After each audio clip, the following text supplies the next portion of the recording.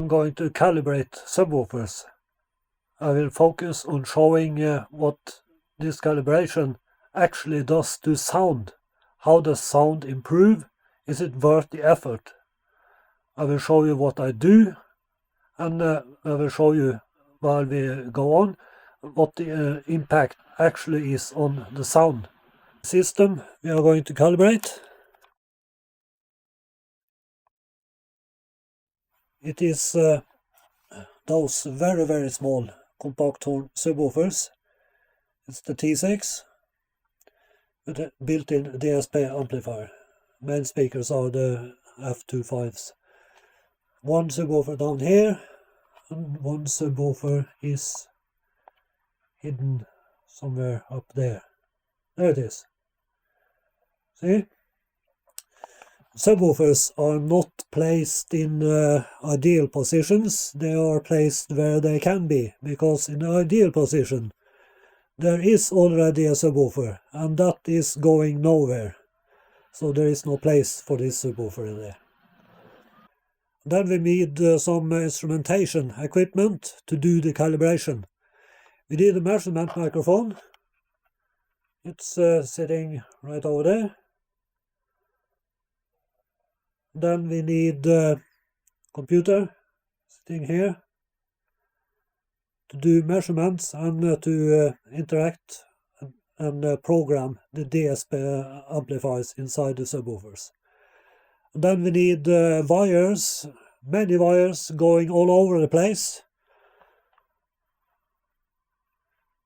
So we have a USB wire from each subwoofer. And of course we can have only one connected at each time, so that's a struggle. And then we have the recorder, of course. You don't need that. It's only for the sound samples. We are using the industry standard software REW, Room EQ Wizard, which everyone knows. If you don't know it, type it in, REW, on YouTube, on Google, or whatever. Get lots of information on how to install, download, how to set it up and get it working. That's not something I'm going to go into here. It's basics. We are beyond basics here. Let's see how we start out here. We have set up this like this, so you see that it works, and it works like this. What we see here is that since the recorder is in a stupid position, covering the measurement microphone, we don't get correct frequency response from mid-range and upwards. Those spikes, it's me talking. That's how it is. The interesting range for us is to see, we want to see the whole frequency range, because we want to see the balance of the whole sound. Down here is the interesting part. We have the frequency range of the subwoofers and where they cross over into the main speakers. That's what we really want to see. And that's okay. Measurements works okay. Now we only need to get DSP connection to the amplifier up and running. Okay, we are ready to go. We have our software up running using the Apex HFD, this filter designer, for communicating and uploading and changing the filters. Here I can see the amplifier connected, and I can see the DSP file name. So I go into filter design. There it is. You see the high frequency section is there. Then we have the bass section. I select the preset 1. And here is the default configuration for these subwoofers. It has only roll-off in both ends, and then there is delay and filter on the main section. So already from the box, this system with the T6 subwoofers and the F25 main speakers, it is configured with a proper integration.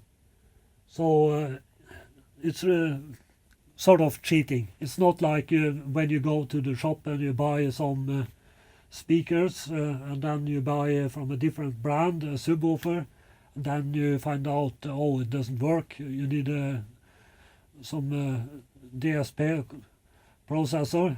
So you buy that in addition. So you have 3 different suppliers to deal with. That's your problem. So this is our starting point. How does this measure? How does it sound? Let's measure this and listen to how this sounds. The test music I'm going to use is 2 short samples here, provided by someone I know very well.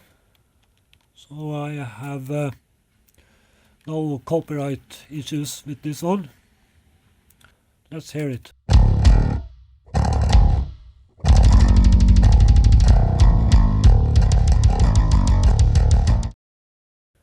Then we have the second one.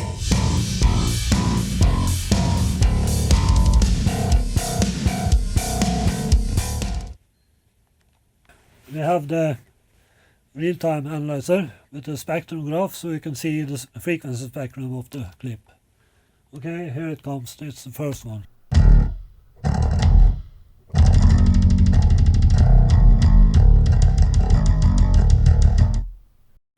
And the next one.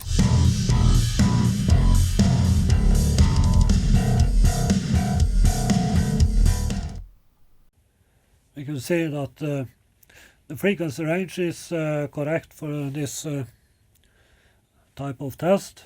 We have a signal down in the bass range where the subwoofers are. That's what we are going to calibrate. Okay, now we are moving on to measuring this. Let's measure the left one. We can measure the left and the right and the combined. Let's do that.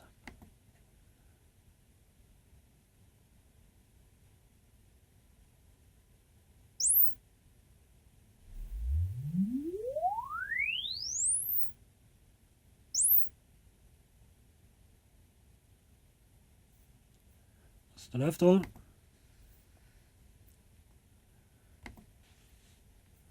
Okay, this is how it is. When we are working in the measurement software, it is the purpose is to analyze the measurements and signals to find out something about our system that is relevant in relation to what we actually can hear. So I'm going to explain a little bit what I'm looking at when I'm looking at the graphs and the curves. First, if you're going to compare something, we have to have the same scaling on the graphs.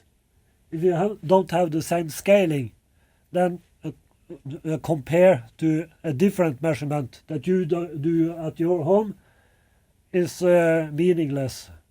But if we scale the graphs from a measurement here and from a measurement at your system, at your home, then we can compare them and then we can say something about what is different here.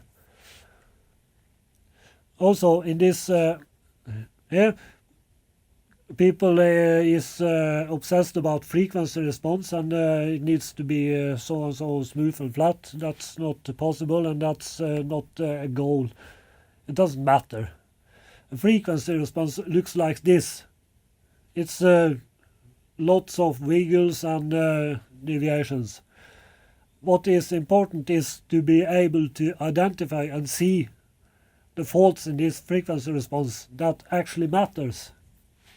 Because inside the room at higher frequencies especially, you will have those very rapid peaks and dips due to reflections.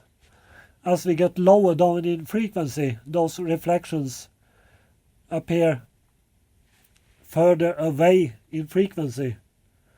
So they more like shapes the frequency response. And that's what causes this resonance, huge dip here above the resonance, and also deviations up here. But to be able to see what is actually going on here, beyond actually just reducing the peak and flattening the response, shaping it somewhat, there isn't much to see here. You can look at impulse. Unless you know the system and know what to look for, there is nothing to see here. Group delay. The big system in this room is completely flat. This one is not flat. I can make this one flat as well. That's not a problem. I can just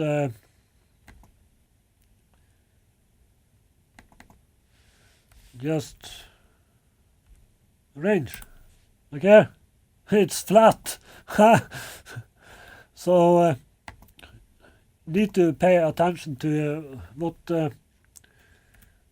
kind of scaling you have on the graphs. I think I use is it 200? 200, that's so we have 0 minus 20 plus 200 milliseconds. Then you see deviations in a range that is useful to monitor compared to how we hear. Also the decay graph here is important to scale properly if you want to see what is actually going on. So to compare to these, you need to have a slice interval of 20 milliseconds and a window of 500. But it's the slice interval and the rise time, which is set at 1 millisecond here, that really makes a difference in showing off a graph that represents the actual signal and measurement. If I change the rise time to 20 milliseconds, then the graph changes. And many uses 100 millisecond rise time. Then it looks like this. That's nice to look at, but this resonance looks similar to this one, almost. So it's useless. Here it is much more usable. You can see that the early reflection window is dead. We can see the resonance here. We can see that this is the problem. We need to fix this first. Also, the spectrogram is useful to look at. Look at room acoustics. We look at bass and integration of a bass system. And the goal is a flat graph. And here it is important to notice that in my graph here, I have a 0 to 100 millisecond window. Often you see on net people publish such spectrograms with 0 to 1 second.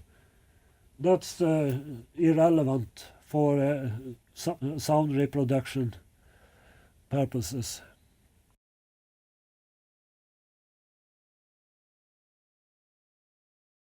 Let's see at this left one here. what do we have here?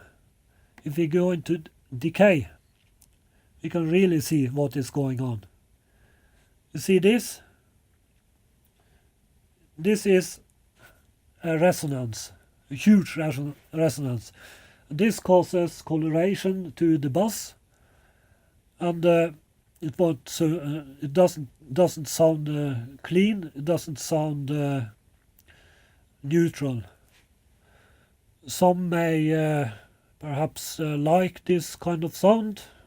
That's okay, but if you want to color the sound and create a more customized sound character, then it is better to first correct the system so that it is reasonably neutral.